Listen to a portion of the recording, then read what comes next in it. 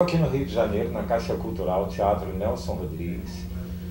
Eu fiquei muito emocionado, gente, porque tem um espetáculo que está há 9 anos em cartaz, com um ator que eu admiro pra caramba, mas infelizmente eu não havia tido ainda a possibilidade de assistir.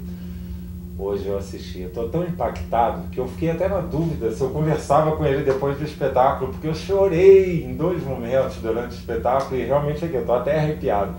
Mas enfim, Paulo, te agradecer muito pelo que eu vi e por você ter topado conversar aqui comigo. Bom prazer, muito bom. O espetáculo, ele fala, logicamente, né, fala parte da sua história, né, da sua infância, e ele tem o título Autobiografia Autorizada, né? Eu fiquei com a questão assim, em que momento o Paulo se disse, agora eu autorizo? Interessante, porque eu não tinha noção que eu escrevia.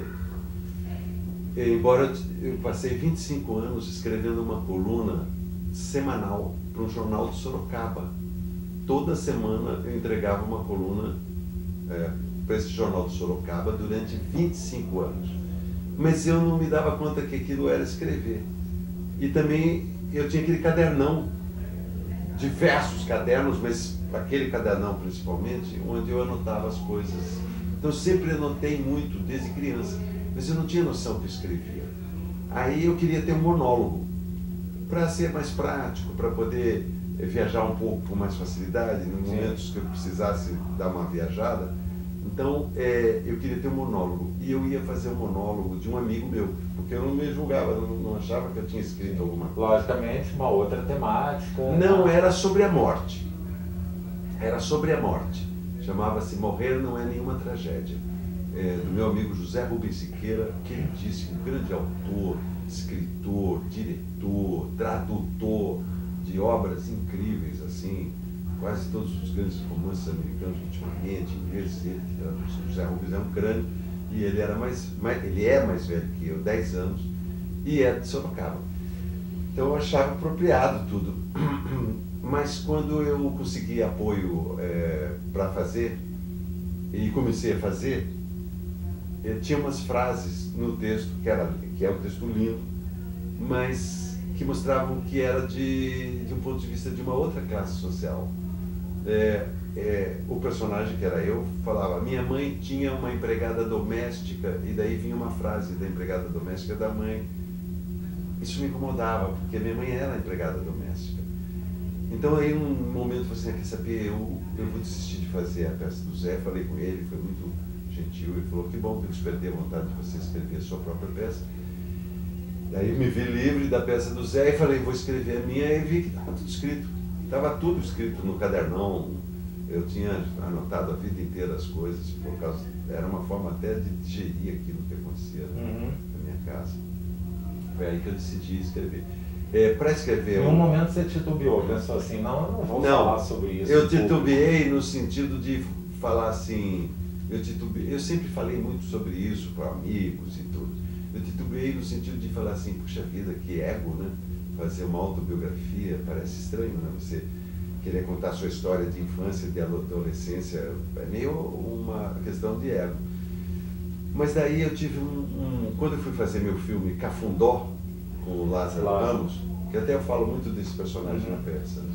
Quando eu fui fazer o filme, eu contei a história do meu avô sendo um meeiro de um fazendeiro negro, e o cônsul dos Estados Unidos aqui no Rio, negro, né, um homem negro, ele se interessou mais pela história do meu avô com esse fazendeiro negro do que com a história do Cafundó.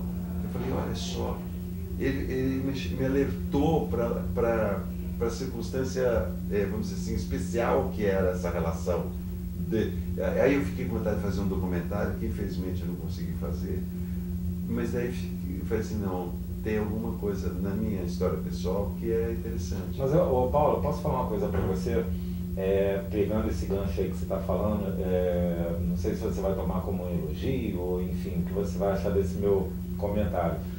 Em alguns momentos do espetáculo, eu não sentia o Paulo Betti falando do Paulo Betti. Eu sentia o Paulo Betti um contador, contando uma história, e que emocionava, que nos fazia algumas vezes rir, mas não necessariamente falando do Paulo Betti, contando uma história bonita, compreende? Eu acho que isso é que vale.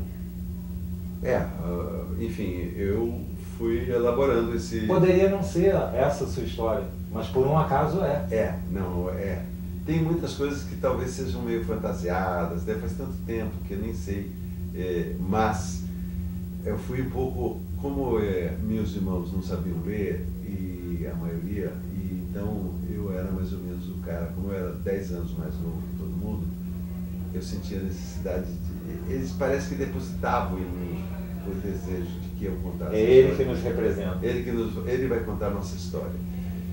Então minhas irmãs vinham muito, até hoje, ainda recebo histórias das minhas irmãs, as duas que estão vivas, a Cida e a Maria. Paulo, a tia Zefa andava desse jeito, quando eu falo, eu tentava, a tia Zefa andava assim, Paulo, a tia Zefa falava, e tinha assim, Paulo, não sei o que, eles ficavam contando, então foi isso. É uma história, né? Eu botei um monte de coisas, músicas, né, que faziam parte daquele momento, foi uma coisa progressiva, né? Gente, é uma coisa de arrepiar. Essa sensibilidade é a mesma com a que ele está falando aqui comigo, e eu estou muito feliz, é a terceira vez que eu gravo com o Paulo Betti. A primeira foi lá em Viagem a Forli, no Copacabana Palace. Mauro Razzi, querido Mauro Razzi. Uma delícia. E ainda tem uma estrada esse espetáculo? Tem muita estrada, não vou parar, eu vou fazer muito tempo nessa peça. Coisa boa. Agora eu vou fazer aqui, eu vou fazer terça-feira agora em Niterói, num festival de solos, de monólogos. Depois eu tenho aqui no fim de semana que vem também 2 apresentações. Depois Salvador, Recife, depois Fortaleza, eu vou dar uma... Isso tudo, a gente entrando no seu Instagram consegue... eu vou anunciando todos os lugares onde eu vou. Gente. E toda a minha jornada no Paraná, que eu fiz 18 cidades no Paraná. Agora, recentemente, uma atrás da outra, uma van. Então eu chegava nos lugares e me apresentava, apresentei em praça pública e tal, em muitos em teatro também. Eu fiz um diário de cada uma, porque essa mania de escrever, cada cidade tem um diário. Olha, eu acho que vem um espetáculo desse espetáculo, hein? Vejam no Instagram a minha viagem. Ai, que delícia. Paulo, quero te agradecer muito. Muito obrigado. Dizer que, nossa, eu estou aqui também como admirador, desde sempre, né? Obrigado. E só agradecer por tudo, né? A emoção que eu vivi hoje, nossa, que experiência linda. Muito obrigado. Não sei onde é que eu estava com a cabeça, que eu ainda não vim assistir esse cara, meu Deus. Não esqueça de dizer que é comédia também, dá para dar risada também. Dá para dar risada. Tem um pouco de stand-up também, como o Paulo falou, de repente falar de stand-up, e quando você falou isso, né, ele fala isso no palco, eu pensei caracterizar como stand-up. Eu pensei assim, meu Deus, eu nunca pensei que eu ia estourar no stand-up. Tá aí, ó, tá aí. O stand-up me dá para chorar. Paulo, muito obrigado, meu querido. Obrigado. Saúde para você. Eu que agradeço. E cada vez mais sucesso, tá, meu amigo? Muito obrigado. Saúde. Valeu. Valeu, gente. Até a próxima.